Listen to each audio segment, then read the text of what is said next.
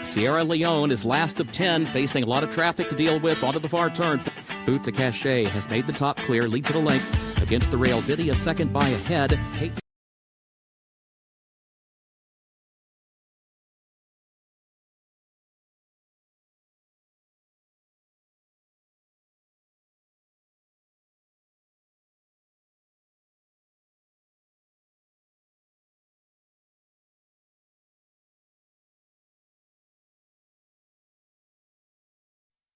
Sierra Leone is last of 10, facing a lot of traffic to deal with onto the far turn. Boot to Cachet has made the top clear, leads at a length. Against the rail, Diddy a second by ahead. Caitlin, Her Greatness, the leader. Caitlin, Her Greatness leads at a length and a half as they go to the far turn, oversubscribed. His second and a half length. She feels pretty, third to the inside, pounces a wide fourth to the turn. War Campaign draws within a half length of the lead. Now matching strides, Kings Barnes moves up behind him on the outside. Epic Ride swings wide. Just a touch between horses. Doorknock has to shift lanes along with Sierra Leone. Boot to Cachet still has the lead. Didia, English Rose toward the inside. She Feels Pretty has the lead in the final furlong. Kings Barnes in front. Final furlong of the Ben Ally Stakes. Boot to Cachet, 25-1 upset under Frankie Dettori. Sierra Leone comes forward for the lead in deep stretch and wins the Toyota Bluegrass. She Feels Pretty, a dominating performance. Welcome in, everyone, to the Keeneland Look Ahead podcast. Jeremy Plonk here from Horse Player Now and Keeneland.com. We're with you each and every night before the next day's races for a full card preview, and that's what we've got in store for you for the Friday, April 18th card. 10 races on Friday, and we've got a feature race, the Doubledogdare. It's a grade 3 stakes race, but it has a grade 1, grade 2 kind of feel to it. We'll talk about that field and much more as we get to the action on the program. We'll get my picks. We'll get the other handicappers at Keeneland.com to bounce ideas off of what we see. We'll have Tom Leach join with an interview later on the program with Tarifa's trainer, Brad Cox, talking about one of the horses in the main event for Friday's card. Should be a great day for racing on Friday at Keeneland. Beautiful temperature, 78 degrees in the forecast. Sunny skies, fast and firm conditions are forecasted. So should be a fantastic day. Now, there is no carryover in the pick 6 or in the super high 5. Today was on the chalkier side at Keeneland on the 9 races we saw on the card.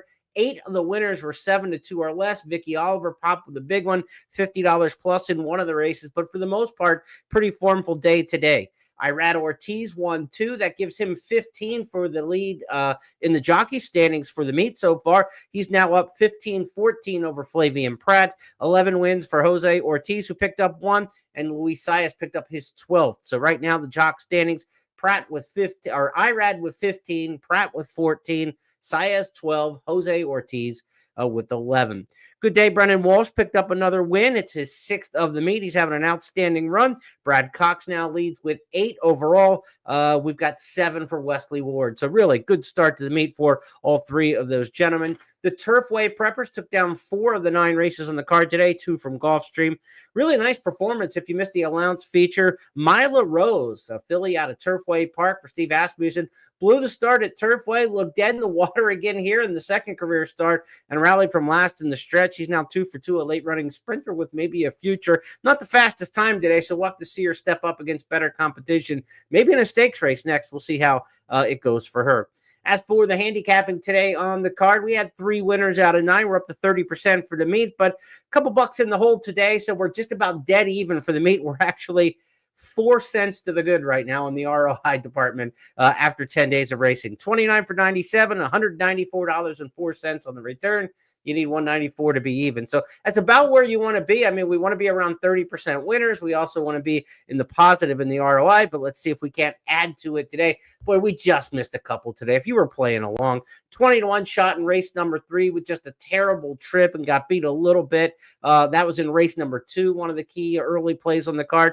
Then we had a horse let go 56-1. I can't believe this horse went off as high as he did in race 4. Ran a good third behind the 2 favorites. He didn't threaten the race, but I know some folks on Twitter were tagging me that they hit the try. Hopefully that 56-1 helped in that area, but we want to get one of those big ones on top. We had a couple tough rides today.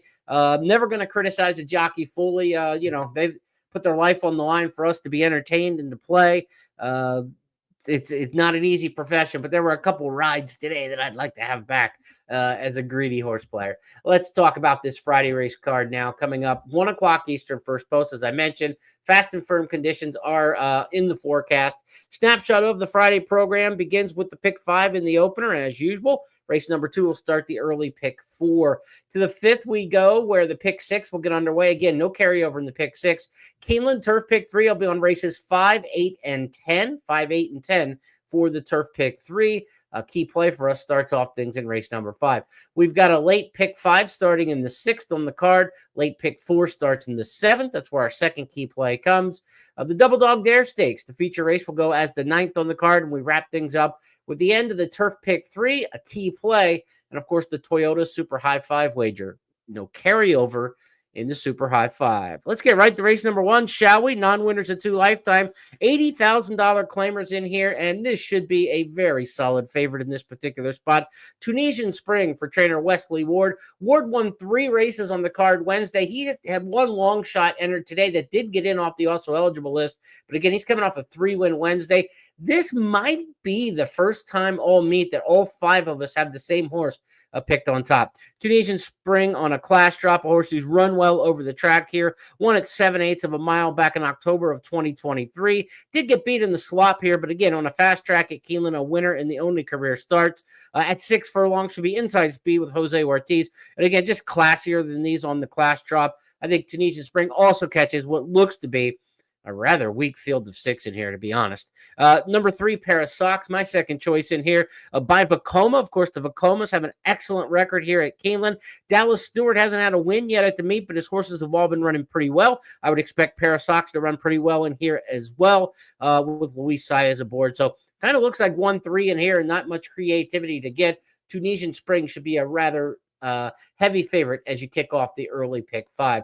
I just go ahead and single in that particular spot. No more than 2 deep for sure as we start to pick 5 there again with the 1 or possibly the 1-3 if you're not as convinced with the 1 horse there in the opener. But Tunisian Spring, top pick, 4-5 in the morning line. Not a great gamble there to get things started.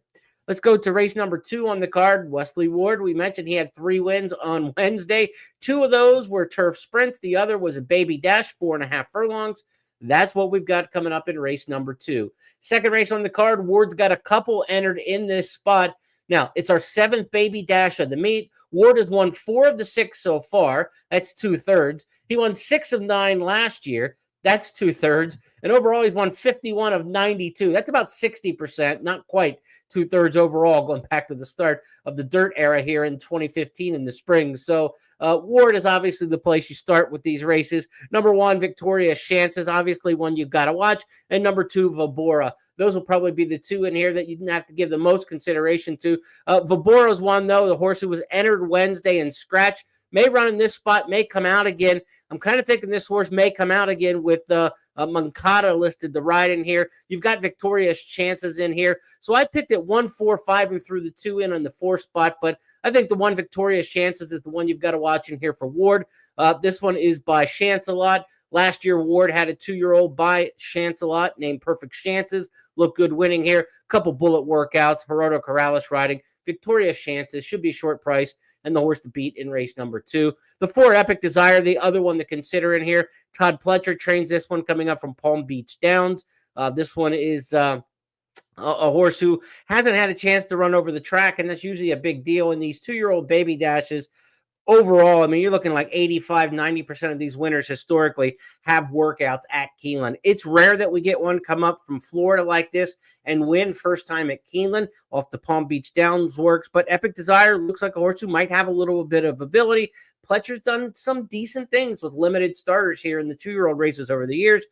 He won without work, coming up a horse who ended up being a Wood Memorial winner. He was by Uncle Mo. So this is another Uncle Mo. Again, he had success here in the baby dashes without work, who turned out to be a really nice horse for Pletcher in a short-lived career, unfortunately. But Epic Desire is the other one to consider in here. 1 and 4, the way I look at it. Victoria's Chances, though. We should get off to a very chalky start on this card if we're right. Wesley Ward with a couple short prices. He should punch double what we're looking at there to get things started. But we've got some better prices to come on the card. Our key plays still to come. So the less you bet on races you don't like or you don't feel have value, the more you have to bet on the ones that you do. So budget accordingly. Don't spread and play too much in the first couple races. If you're like me and your opinions are that they're going to be short prices, you could be looking at a couple singles maybe to start to pick 5, or a single to start to pick 5, single here to start to pick 4, depending on which sequence you want to attack. But as for me, again, this race number 2 is going to start at an early pick 4. I wouldn't go any deeper than Victoria's chances in here. If the 2 Vibora stays in the race, you could use both wards in here for sure. But I get the feeling that we'll just see one of them in here. He tends to, most of the time this meet, he's been scratching one of the 2. We'll see if that continues and if his run of big race performances in these 2-year-old races continues. Let's go to race number 3 on the card. No new wagers starting here in race number 3 for the Friday program. This is a 1.16 mile starter allowance, and these races have given us a chance to catch a price here and there, so maybe in this spot we can find one. Trouble Free is going to be my top choice, and 8-1 in the morning line. In these starter allowance starter allowance route races we've had in the spring, 20 of them overall, favorites are 5 for 20, so that's only 1 out of 4. They underperform, and we've had 4 winners 10-1 or more in these races, so almost as many horses at 10-1 or more have won these starter allowance routes than favorites. So if you want to shop around a little bit, take a look for a particular horse in here. Not a bad time to do it. Fairgrounds preppers have won 7 of the 20, most of any circuit. So this is a spot where number 6 Trouble Free for me comes in from the Fairgrounds, and I think gets a nice pace setup in here. I think number 1 Starship Belmont, number 2 Gray Frost, very fast. I think we probably see some speed out of the 5 Flowery Path as well potentially. So I think they're going to go pretty good early on in this race, and that gives us a chance maybe for Trouble Free to stalk and pounce. You don't want to be a million miles out of it, but 2, 3, 4 lengths off the lead down the backstretch wouldn't be a bad place to be. We'll see how far Gray Frost can go under Irad Ortiz. Definitely going to go barreling out of there off those races in Southern California. Has won 3 straight for trainer Bob Hess. Hess has had decent numbers here at Keeneland over the years. So, expect we're going to get a decent run out of him. Certainly with Gray Frost, and that's probably the best of the speed. But I think Trouble Free's got a shot to run him down. Tom Leach also agrees, and he's the best long shot handicapper out there as far as I know when it comes to Keeneland. So when Tom likes the 6 and I like the 6, that feels pretty good in there. 8-1 in the morning line. Let's hope we can get a nice price play there in race number 3. Let's move now to the 4th race on the card. Race number 4 is not going to start any new wagers, but you got to knock this one down if you're going to take down the pick 5 or the pick 4 early in the card. And we're going to start here in race number 4 with the 7-horse top choice in here, Cairo Street. Cairo Street is a horse trained by Alexis Clare. She's had good numbers here at Keeneland over the years. She didn't win with her runner today in the opening race. That one finished, I believe, 5th. But overall, Alexis Clare's horses have run extremely well here at Keeneland. She's 3 for 12, 6 or 7 of them in the money already. So I expect that this one, who looks good on paper, will run to those looks because the Clare horses typically have at Keeneland. She's 5 for 12 in the exacta with her starters at Keeneland over the years with limited starters, trainer Alexis Clare. So I'm going with the 7 here, Cairo Street, coming out of a race at the Fairgrounds. Mid-level claimers like this, I like the Fairgrounds horses historically. This is a $25,000 open claimer. Give me the 7, Cairo Street, also the top pick in here for Gabby. Most of the other handicappers have this one. Well, only one of the other handicappers, Kim, has Cairo Street second. So a couple different shots and ways you can go in here. Sunny Isle Beach, the 4, my second choice. Top pick for Kim and for Scott. And then Tom's going with Altered Shot, the 6, my third choice, as his top pick. I've got it 7, 4, and 6 in here. Again, I'm going to bank on Alexis Clare and a Fairgrounds shipper to run well at this particular class level. The 4, Sunny Isle Beach, to be respected, second off the layoff. But this horse has run poorly in previous tries, second off the layoff. That's a spot in the form cycle where a horse may move forward. It hasn't been a particularly good one for Sunny Isle Beach. Sunny Isle Beach did win at Keeneland, but that was back in the 2020 fall meet 4.5 years ago, now age 7. Sunny Isle Beach, I like a little bit in this spot, better than some of the others, but not nearly as much as Cairo Street. I'm going to lock in on the 7 in here, and I think this is another spot where just take 1. We got 1 in the opener, maybe 2 at the max. 1 in the second race, maybe 2 at the max.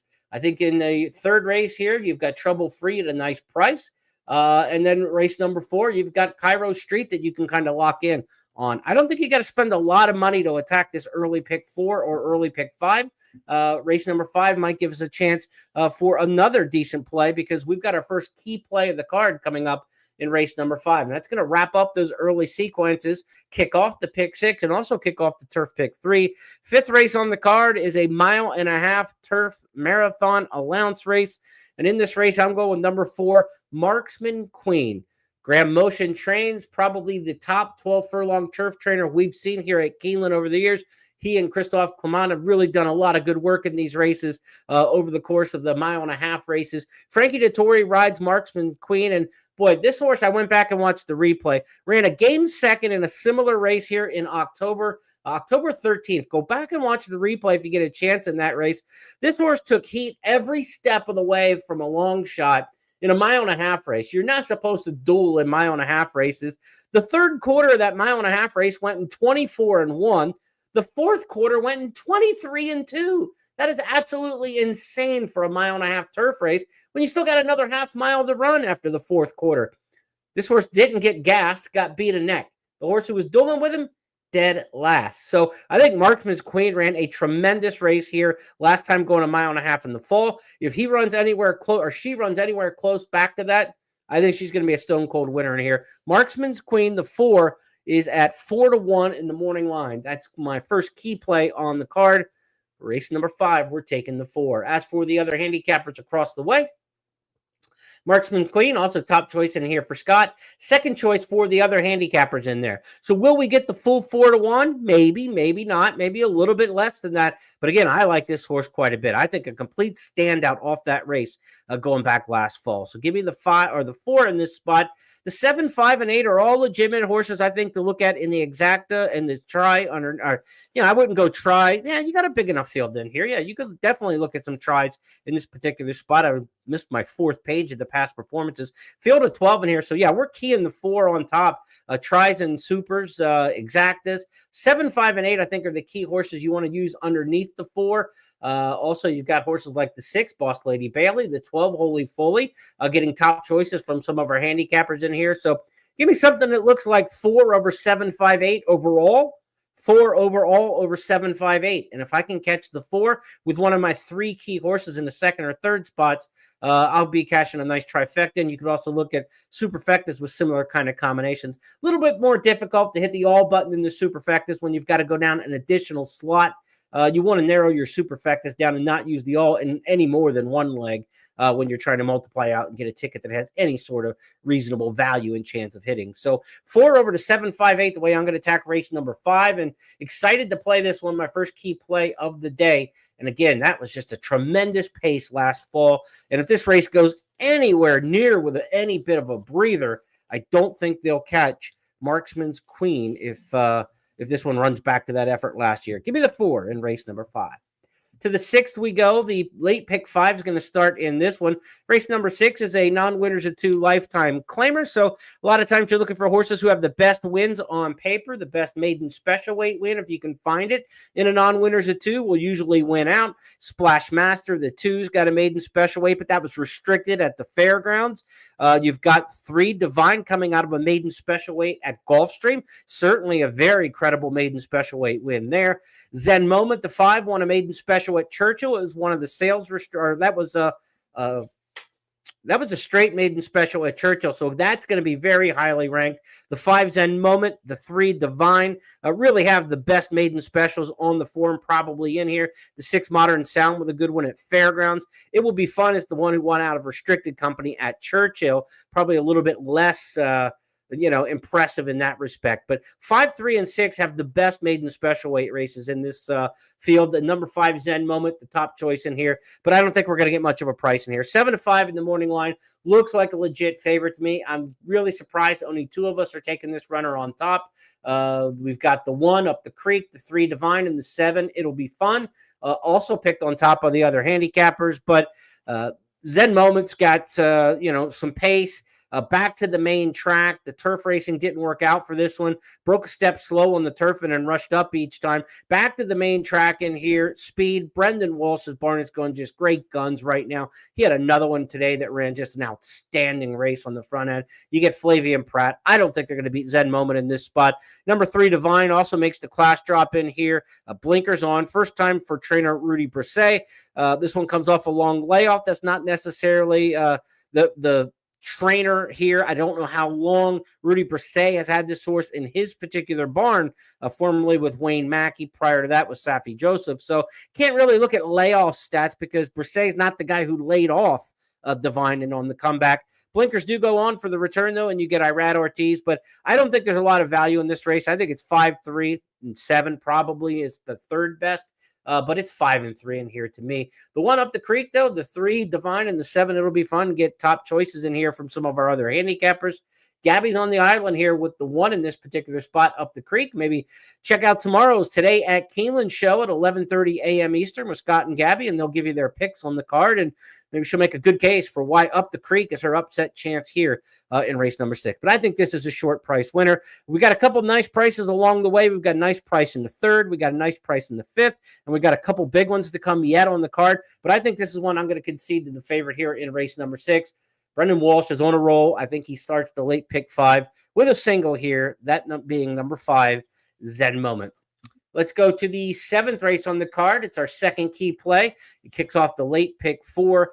In race number 7, we are going 6 furlongs on the main track in Maiden Special Weight Company. I've got the 7 in here, Order Restored. Now, this is one of these restricted Maiden Special Weight races. It's restricted to horses who sold at auction for $65,000 or less, or are homebreds. And I know someone had a question in the chat last night. I don't always see the questions when they're posted, but I see them after the fact.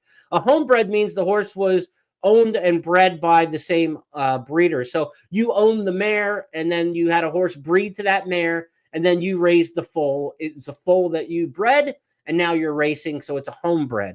That's the case that could also be eligible in these restricted races. So what they're trying to do in these races, the restricted maiden specials, is keep the high dollar sales horses out of them, and so that these kind of smaller operations have a chance to run against each other competitively. I mentioned the conditions of this race being a $65,000 or less sale because there's an important factor in here, I think, with the top choice in here. I'm going with number 7, and that's Order Restored. Order Restored sold for $60,000 at the Keeneland September sale, $5,000 under the threshold, basically right to the limit of what you can be to be eligible for this race. 2 races at Oaklawn. The first one was good. The second time out didn't really fire that well in the second start on a sloppy track as the 6-5 favorite. Go back to the fast track, and that was a good effort. You get Jose Ortiz aboard.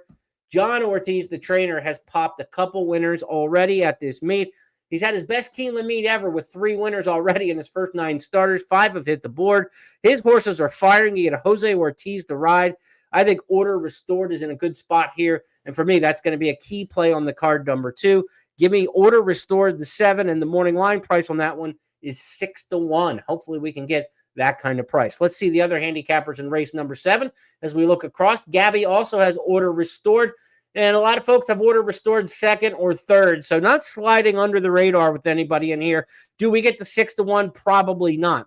This looks a little bit more like maybe 3-1, and if that's the case, I'm okay with that. I think Order Restored looks like the standout play in this particular spot. Second choice for me is going to be number 11, True Passion. Lonnie Briley brings one here to the meet for the first time. He was based at Oaklawn this spring with Cole Battle, of course. A Cole Battle, multiple stakes winner at Oaklawn, hit the board in the Arkansas Derby, and he's now bedded down at Churchill Downs getting ready for the Kentucky Derby. So Lonnie Briley, the Louisiana-based trainer, and wintered in Hot Springs, Arkansas this year. He's going to bring True Passion here to run in this restricted stakes. This horse was bought for $50,000, restricted maiden, I should say. So True Passion could fit pretty well in here. In the career debut, raced against open maidens at Oaklawn, showed a little bit of speed before tiring. This should be a little bit easier spot in here, though. 7, 11, and 9, the way I'm going to line these up in this particular spot. Keep an eye on the 13, Lovely Words. If that one draws in, this is another John Ortiz. Ortiz had this one here at Keeneland in the fall and ran pretty well. If he gets both horses in this race. He's got the 7 Order Restored. If he gets the 13 in here, I think you want to keep an eye on Lovely Words as well. It'd just be Ortiz Exacta potentially, also mixing in the 11 in there in the underneath. So 7 over the 11, 9, 8, and 13 if the 13 draws in, the way I want to attack this particular race. But I'm all in here for Order Restored, my second key play of the day. And I think you're looking at the late pick 5, Zen Moment, Order Restored, back-to-back. I think we might look at 2 singles here to start the late pick 5. And if we're right, we're getting into some juicy races here towards the end of the card where maybe we can make some real bingo. Well, let's go now to race number 8. And this is my long shot play on the card. Turf pick 3 race here. It's 5.5 furlongs. It's an allowance sprint race here, turf sprint. And you know, in these turf sprints, I love post 3, 4, and 5. Clear the Air's the 3. Big Invasion's the 4. No Nay Hudson's the 5. Big Invasion is a really classy runner, but we haven't seen that one since the Breeders' Cup, and the 2023 version of Big Invasion would absolutely win this race. I don't know where he's at for Christophe Clement right now at age 6, if he's ever going to get back to what he was. This is a pretty salty allowance group. It's not as tough as some of the races he's been in over the years, obviously, but I don't know. I wouldn't take the shortest price in the world on Big Invasion in this spot. No Nay Hudson's the 5. It's Wesley Ward in the turf sprint. He had 3 wins earlier this week, including 2 in turf sprint races. Ward has won more turf sprints than anybody in Keeneland over the past couple decades. But No Nay Hudson's 0 for 5 on the Keeneland turf. That's real. That's not just once or twice. That's 5s. Run some pretty decent races, but I don't think you want to take a short price on that one either. So that brings me to the 3 in here. Clear the Air. In the morning line, 20-1. And in one of the power posts, I think this is a really interesting runner who lures Joel Rosario. Joel Rosario is the best turf sprint jockey maybe in the country. Paco Lopez can make a good case for that. Excellent turf sprint rider. But Joel Rosario, to me, is the best there is, and especially at these big meets. Here at Keeneland, he's got an excellent record over the years in the turf sprint races. This is a great pairing. The last time he paired with this horse was last April.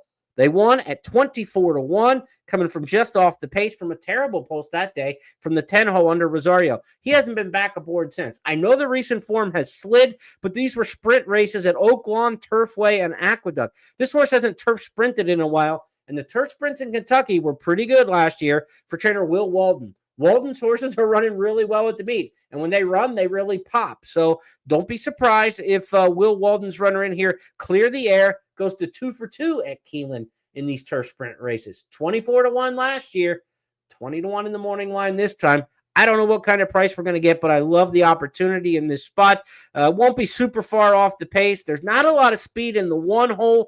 The 2s, you know, in turf sprints hasn't shown a lot of speed. I think the 3 under Rosario can kind of get the hedge and get a really good spot. The 4 Big Invasion doesn't have a lot of pace. I mean, the speed's going to come from the outside of the gate, which means being on the inside is not going to be that traffic marred and competitive in there. I think Clear the Air could get an excellent trip in here, and I think has a big chance to win this one at 20-1. I almost put this horse as one of my key plays on the card. But look, it's Big Invasion, a horse coming out of the Breeders' Cup turf sprint, one of the better turf sprinters in the country when he's on his game. You're going up against No Nay Hudson with his Wesley Ward, another stakes horse on the drop. I know the record for that one tells me I don't want to take a short price, but I can't throw all my,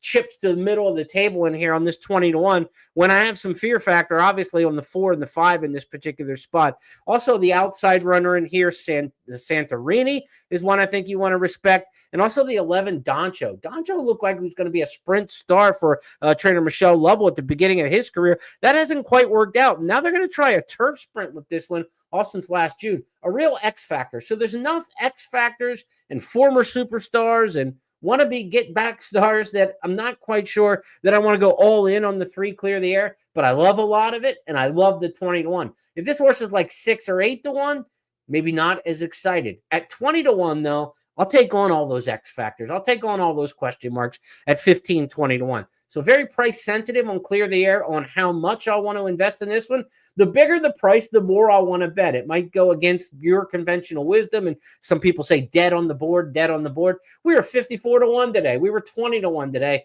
and those horses ran. So I don't care if we're dead on the board. That means nothing to me. That means we're going to get more money. Higher the price on Clear the Air, the better I'll go after them, and the more aggressive I'll be with them. 3, 5, 12, the way I've got it lined up in here. But again, the 4 and the 11 are horses you absolutely have to fear and respect in here. And that doesn't even get to some of the other horses like number 6. That's right. Top choice in here for Tom and Gabby. And the 8 horse in here, American Monarch for Scott. This is a tough race. This is a race where you want to get multiple horses, get your depth in the pick 4 and the pick 5 in this leg. We said in race number 6, going back a couple races, I think Zen Moment can be a single. Order Restored for me, a single in race number 7. Now you want to get some coverage here in race number 8 because we're going to get to the stakes next. And I think that race is fairly focused, maybe not a single, but certainly focused. So Clear the Air, 20-1 in the morning line. Let's get one of these big ones in. We were dabbling around it with a couple horses at big prices today that ran third. Let's see if we can't get Clear the Air over the top. Hey, he did it at a $50 mutual last spring. Let's get him back here on a little deja vu a year later. Let's go next to the 9th race on the card. The featured race is the Doubledogdare Stakes. This is a grade 3, $350,000 offering here in the Doubledogdare Stakes. The field for this race is high class. I mean, when you talk about horses in here that could be running in higher levels than grade 3s, you've got a Colt and Candied, 2 horses last year who did big things here locally at Keeneland and around the country. You've got Tarifa, another one who's done big things all over the country, coming out of a race in the Beholder Mile grade 1 company, a horse who was 3rd in the grade 1 cotillion. Won the Fairgrounds Oaks as a grade 2. Then you got the one in here, just FYI, a couple years ago, she was the Eclipse Award-winning champion 2-year-old filly, ran 2nd in the Ashland here in 2024. She's trying to get back on the beam. There are 4 legitimate grade 1 caliber fillies in this grade 3 race. That being just FYI, Tarifa, Candied, and a Colt.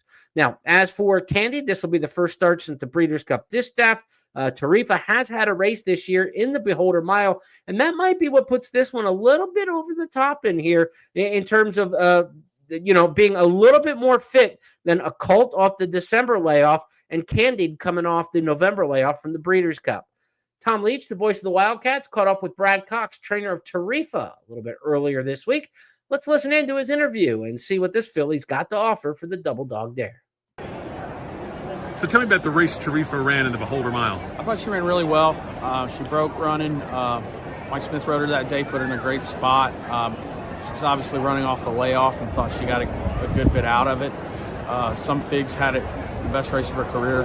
She came out of it in good order. She's had some solid works down at Payson Park. She's shipping up here this week, and I think she'll run really well. She's trained really well leading up to this. Will she be better with a little more distance too? I think so. Mile 16 probably suits her more so than the mile. And she broke her maiden here as a 2-year-old, so she's familiar with Keeneland, did a lot of her training here early on, or I reached a time or two here as a 2-year-old. But she's set up for a big run. I think second off the layoff will be a big jump forward for her. Anything different about her from last year to this year development? Maybe physically she's developed, got a little bit bigger. She's not a gigantic filly or anything, but physically I think she's grown a little bit. Her coat looks amazing, especially for a filly. Went across country and back. She seems to be thriving right now and doing very well. That'll do me, sir. Thanks, Tom. Thank you. Good luck. Now, we talk about that second off the layoff potentially being a benefit for Tarifa, but the horses who are coming off a layoff have had success in this race, the Doubledogdare, in recent years. 4 of the last 5 winners were making their first start of the year. So while I think benefiting from that extra start will be Tarifa, that's not to take away from the other runners in here. Candied could certainly fire first time off the layoff. Same with the Colt. I think those are the obvious choices in here to go after the legitimate, I think, favorite in here in Tarifa. Tarifa, top choice for 4 of us. A Colt, the top choice in here for Gabby. And a Colt, I think, a legitimate second choice in here. Candied also right in there.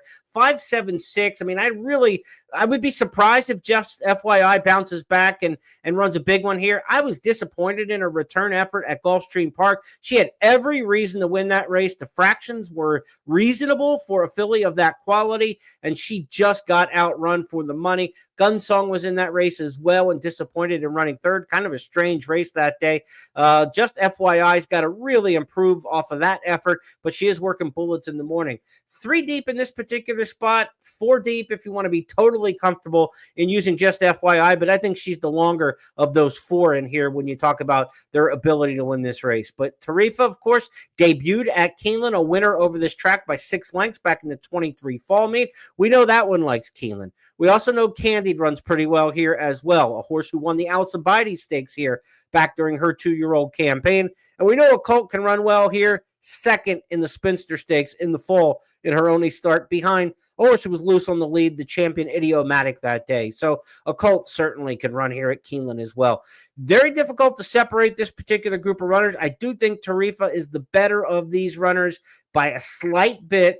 And at a mile and a 16th, the Brad Cox horses run tremendous here in Keeneland mile and a 16th races. I think they went around 31% overall over the years in mile and a 16th races at Keeneland. Remember, that 16th pole finish line will be in effect for the Doubledogdare Stakes. And when Brad Cox horses turn for home with a little bit of an advantage or head-to-head, they break at the top of the stretch, and often that's the put-away that we see in these mile and a 16th races that wins at Keeneland. So Tarifa, top choice in here for me. I would go 3 deep, though, in the multi-race wagers and use the 5, 7, and 6 with all due respect to the 7 and 6 in here as well. Because, again, we're looking at race 6 as a single. Race 7 is a single. We spread in race 8. We go 3 deep in race 9. And then that'll get us to the 10th and final, which is another one of our key plays on the card. So we're going to get all 3 of these for coverage in race number 9. Tarifa would be my top choice in there, but I would have no qualms at all with somebody taking a colt or a Candied if one of those two are a decidedly better price. I mean, if you're looking at Tarifa at 7-5, a colt at 3-1, and Candied at 4-1, I wouldn't mind betting Candied at 4-1 against Tarifa at 7-5. If there's enough spread between them, Candied would be the better value bet. So betting intra-race, keep an eye on the tote board. That is the featured Doubledogdare Stakes.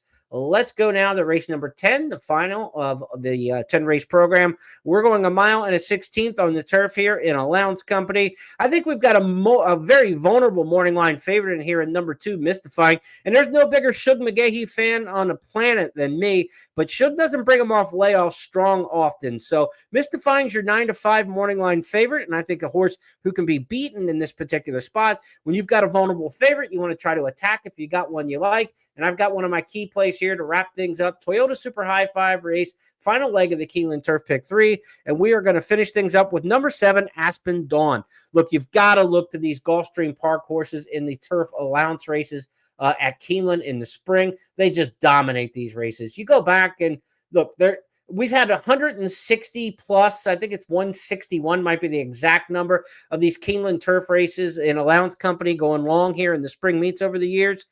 In the database that we have, 74 of the winners of 161 have come from Gulfstream. The other circuits produce more than 11. It's 74-11. You want to look to the Gulfstream horses here as often as you can. Look, there are other horses who come in and win about half of these races, a little over half, but they come from everywhere just a little bit. A sprinkling of Turfway, a sprinkling of Tampa, a sprinkling of foreign horses, a sprinkling of horses coming off layoffs from the previous year. But Gulfstream horses have just dominated these races historically. The 7 Aspen Dawn comes from Gulfstream for a Mark Casse barn. It's really having a good meet. Got no pace help whatsoever in the last 2 races down at Gulfstream Park, half mile and 49-4, 6 and 115 when closing the run 4th. And then the next time out, they were slow on the synthetic. They went 6 furlongs and 12-2, closed in that race from 7th to 3rd. We get any kind of pace help in this race at all, I think the 7 Aspen Dawn is going to make a big run in this particular spot. Aspen Dawn is 6-1 in the morning line and picked second by Scott, and nobody else has Aspen Dawn anywhere in the top 3. I think with John Velasquez and Mark Casse, we might get a fair value play on this one. 7-10-6, the way I've got him. Chad Brown trains Alamara. He's had more turf allowance wins here in Keeneland in the distance ranks than anybody. Alamara comes in from Tampa Bay Downs. Brown did not run horses on the turf hardly at all at Gulfstream over the winter. He's had some issues with the Gulfstream turf course and prefers to run his horses now at Tampa during the winter. So statistically, we know the history is the Gulfstream type horses, but we know Chad Brown is also very effective in these spots, and he's had a change of plans here this year compared to some seasons past. Alamara will not be a surprise to definitely be in this mix. That's Tom's choice in this particular spot. Also, keep an eye on number 6, Expensive Queen. This one hasn't run since November, back in November in England.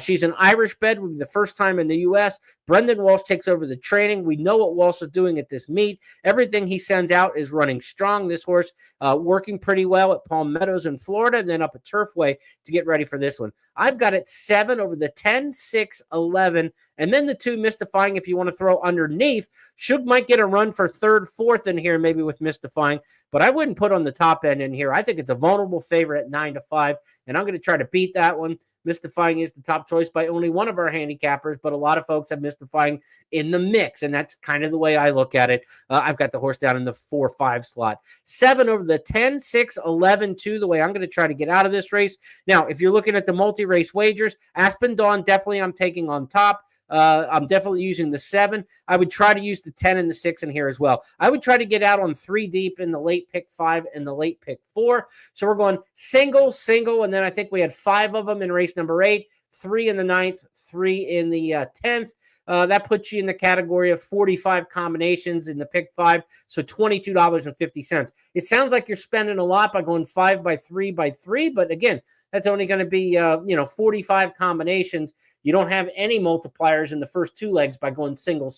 So $22.50, you can attack this late pick 5 and have a chance there on race number 8 to get some big balloons. Race number 9, you feel really good having all 3 of them. And in the nightcap, you're trying to beat a favorite. You've got 3 reasonable horses with Chad Brown, with Mark Casse, and with Brendan Walsh. You feel pretty good about a turf race having all 3 of those guys the way this current meet's going. So if you can get the 2 singles home, which, neither one's going to be a big price, but if you can get the singles home in races 6 and 7, you feel pretty good about a chance of taking down this pick 4 or pick 5, and that's the way we're going to attack it for the Friday card. I want to thank you for tuning in tonight, or if you're watching on the replays on race day, we're going to get underway at 1 o'clock Eastern on Friday. 10-race card featuring the Doubledogdare. Should have excellent racing conditions. Again, if you joined us late, forecast is for 78 degrees, sunny skies. We'll have a fast track and a firm turf course, the way it looks for all of the action. I'll be back tomorrow night, 8:30 p.m. Eastern, for the Keeneland Look Ahead podcast when we look to Saturday. Saturday's card has a couple stakes races, the Ben Ali on the main track for the handicap division, and then the Elkhorn for the turf marathoners on the grass in the co-feature on Saturday. So we got the Ben Ali and the Elkhorn on Saturday. We'll preview that for you on Friday night. I'll be back with some social media updates tomorrow after scratches during the 12 o'clock hour at Keeneland Racing and at Horse Player Now. So follow that on X, and I'll give you my final thoughts. And if you'd like to get my email sent to your inbox each racing day with updated picks, thoughts, and the latest news that I have on the Keeneland card, and also racing from around the country, my Countdown to the Crown weekly scouting report of the 3-year-olds, that'll be released tomorrow morning, each and every Friday for the last 20 years. We've got the Substack that you can sign up for, jeremyplonk.substack.com. Sign up today, and you'll get tomorrow morning's email sent to you. We should drop right around 11 o'clock, right around scratch time. Countdown to the Crown will be released tomorrow morning earlier than that. So be sure to sign up tonight for that to make sure you get Countdown tomorrow, and also the Keeneland updated picks and late thoughts for the Friday card. Have a great night, everybody. I'll see you tomorrow.